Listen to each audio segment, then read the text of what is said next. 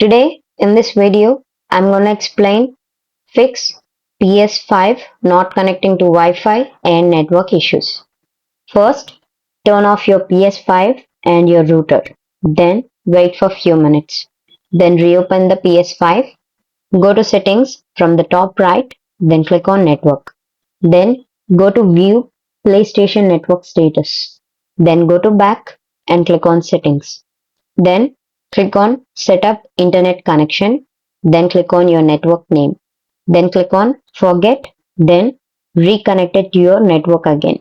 Then select your Wi-Fi name and press the Options button on your controller. Then go to Wi-Fi frequency bands. If your PS5 is close to router, then set 5 Hz. If your distance from the router, then select 2.4 Hz. Now go to advanced settings, then go to primary DNS and set it as 8.8.8.8. Now go to secondary DNS and set it as 8.8.4.4. Then click on OK. By following the steps, you can fix PS5 not connecting to Wi-Fi and network issues. This video helped you out, please leave a like and comment down below. If this worked for you, thanks for watching.